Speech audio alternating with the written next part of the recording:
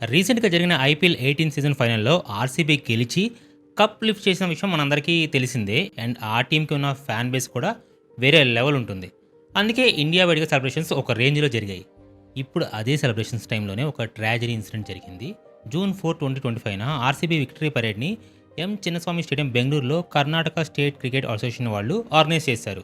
అది తెలుసుకున్న ఫ్యాన్స్ చాలా ప్లేసెస్ నుంచి ఆ స్టేడియంకి దగ్గర గ్యాదర్ అయ్యారు. ఆ ప్లేస్‌కి హ్యూజ్ క్రౌడ్ వస్తారని పోలీసులకు కూడా తెలుసు. అందుకే ఎలా కంట్రోల్ చేయాలో ఒక ప్లాన్ ప్రకారమే వచ్చారు. బట్ ఇక్కడ వాళ్ళు ఎక్స్‌పెక్ట్ చేయలేని విషయం ఏంటంటే, అనుకున్న దానికంటే 3 టైమ్స్ ఎక్కువగా క్రౌడ్ అటెండ్ అయ్యారు. ఓవర్ క్రౌడ్‌ని చూసిన పోలీసులకి ఎలా కంట్రోల్ చేయాలి, ఆ సిట్యుయేషన్ ఎలా మేనేజ్ చేయాలో అర్థం కాలేదు. 5000 పోలీస్ మెంబర్స్ ఉన్నా కానీ వాళ్ళని కంట్రోల్ చేయడం అవ్వలేదు. అంటే మీరే ఎక్స్‌పెక్ట్ చేయొచ్చు ఆ క్రౌడ్ ఎంత హ్యూజ్ ఉందో.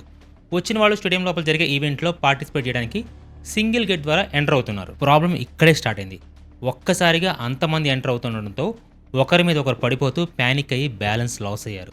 ఆ సిచ్యువేషన్లో చాలామంది కింద పడిపోయారు అండ్ వాళ్ళని తొక్కుకుంటూ రిమైనింగ్ పీపుల్ గేట్లోకి ఎంటర్ అయ్యారు.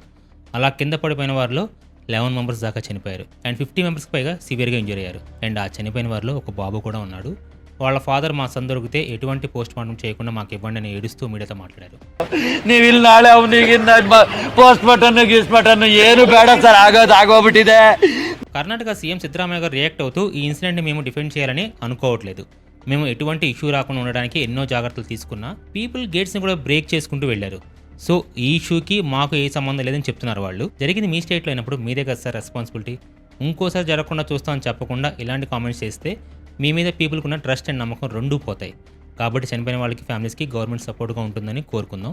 అండ్ ఇలాంటి ఇన్ఫర్మేషన్ కోసం మన ఛానల్ సబ్స్క్రైబ్ చేసుకోండి. Thank you so much.